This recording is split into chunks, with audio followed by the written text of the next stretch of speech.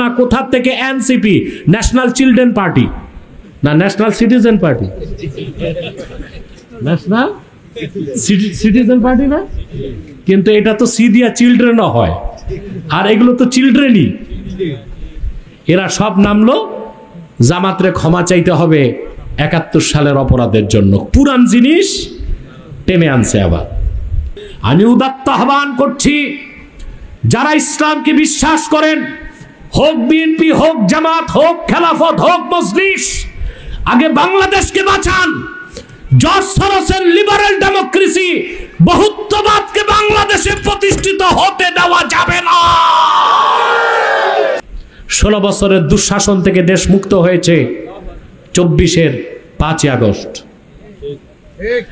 5ই আগস্টের পর আমরা যেরকম বাংলাদেশ চেয়েছিলাম তা পেলাম না, ভুল গন্তব্যে বাংলাদেশ ছুটছে। প্রথমে দেখলাম দ্বন্দ্ব শুরু হলো নিজেদের মধ্যে, জামাত আর বিএনপির মধ্যে, ঠিক না? এই দ্বন্দ্বটা হলো কেন? এরা তো ভাই ভাই ছিল, তার মানে দ্বন্দ্বটা সৃষ্টি করা হয়েছে, দ্বন্দ্বটা।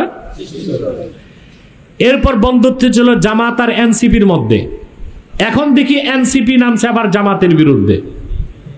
তো 53 বছর বাংলাদেশে যারা রাজনীতি করলো তারা রাজনীতি করবে না কোথা থেকে এনসিপি, ন্যাশনাল চিলড্রেন পার্টি না ন্যাশনাল সিটিজেন পার্টি, কথা বলে ন্যাশনাল সিটিজেন পার্টি না, কিন্তু এটা তো সি দিয়া চিলড্রেনও হয়, আর এগুলো তো চিলড্রেনই। এরা সব নামলো জামাতরে ক্ষমা চাইতে হবে ৭১ সালের অপরাধের জন্য, পুরান জিনিস টেনে আনছে আবার। তাহলে বোঝা যাচ্ছে এরা চাচ্ছে বিএনপিও ক্ষমতায় না আসুক, জামাতও না আসুক, হেফাজতও না আসুক, আলেম ওলামা না আসুক, তো ক্ষমতায় আসবে কারা? এই যে খতনা করছে 2 দিন আগে, এরা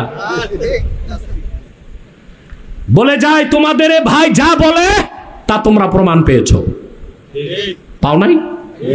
আমি বলে যাচ্ছি, এনসিপি কে যদি এখনই আপনারা শক্ত হাতে কন্ট্রোল করতে না পারেন, গোটা বাংলাদেশের স্বাধীনতাকে তারা মার্কিন যুক্তরাষ্ট্রের কাছে বিক্রি করে দিবে। যারা যুগের পর যুগ রাজনীতি করলো, বিএনপি, জামাত, খেলাফত, মজলিস, এরা কেউ থাকবে না। ওনারা খতনা করছে 2 দিন আগে, হ্যাঁ, এনসিপি, ন্যাশনাল চিলড্রেন পার্টি, ওনারা ক্ষমতায় যাবে। রাজনীতির র তো বুঝে না, দেশ স্বাধীন এক জিনিস, রাজনীতি আরেক জিনিস, রাষ্ট্র পরিচালনা আরেক জিনিস। আমি আগেই বুঝতে পেরেছিলাম এরা প্রথমে ধরবে বিএনপিকে, তারপর ধরবে জামাতকে, তারপর ধরবে হেফাজতকে। এরা কি চায় এটা বলবো? কি রকম রাষ্ট্র চায়?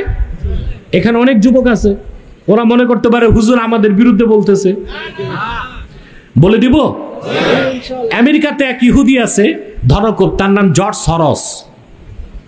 জর্জ সরস এই লোকটা একটা নতুন মতবাদ বের করছে, এটার নাম লিবারেল ডেমোক্রেসি। লিবারেল, এতদিন তো শুনছেন ডেমোক্রেসি, এটা হচ্ছে লিবারেল ডেমোক্রেসি। এই নতুন গণতন্ত্রের এই ভার্সনটাকে বাংলাদেশে প্রতিষ্ঠিত করার দায়িত্ব দিছে এনসিপি কে। কাকে? এই মতবাদ রাজনৈতিকভাবে প্রতিষ্ঠিত হলে শর্ত হচ্ছে পোলারিজম, বহুত্ববাদকে রাখতে হবে। কি বহুত্ববাদ? বহুত্ববাদ মানে হচ্ছে ট্রান্সজেন্ডার, মহিলা একটা মহিলা বলবে আমি পুরুষ, ওটা কি কিয়ামত তক পুরুষ হবে? বহুত্ববাদ বুঝতেছেন ভাই? অর্থাৎ যার যেই মতবাদ সেটাকে রাষ্ট্র কি করবে? যেমন একটা বেরোছে ট্রান্সজেন্ডার। ট্রান্সজেন্ডার হচ্ছে লিঙ্গ পরিবর্তন, কাইটা পরিবর্তন না, নিজের মনে মনে পরিবর্তন।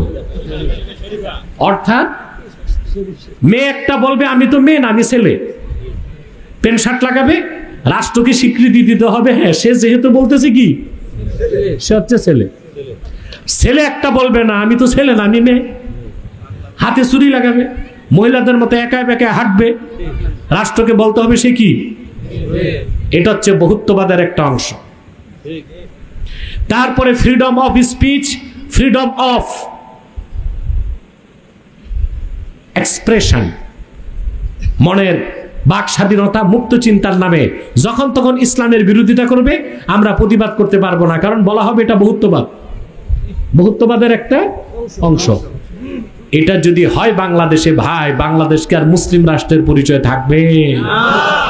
এই এনসিপি জর্জ সরোসের পয়সা খাইয়া দেশকে ওই দিকে নিয়ে যাচ্ছে। আমি উদাত্ত আহ্বান করছি, যারা ইসলামকে বিশ্বাস করেন, হোক বিএনপি, হোক জামাত, হোক খেলাফত, হোক মজলিস, আগে বাংলাদেশকে বাঁচান। জর্জ সরোসের লিবারেল ডেমোক্রেসি, বহুত্ববাদকে বাংলাদেশে প্রতিষ্ঠিত হতে দেওয়া যাবে না।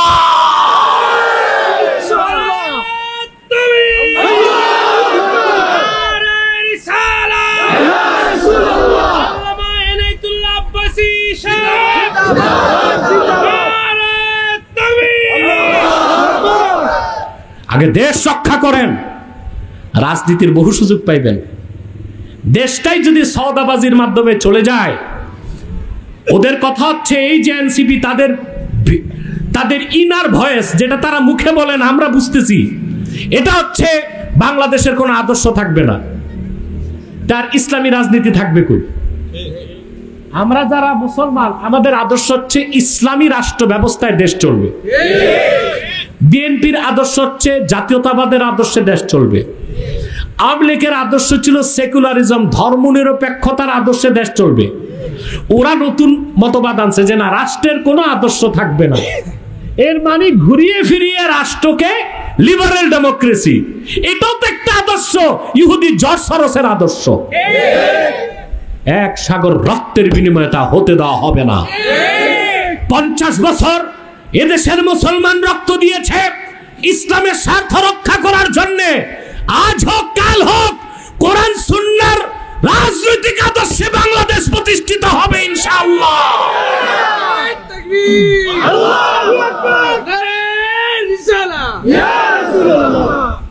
মুসলমান, আপনাকে পুরা দিনকে বিশ্বাস করতে হবে। দিনের একটা অংশ যদি ছেড়ে দেন, অবিশ্বাস করেন, মুসলমান থাকবেন না। আমল না করলে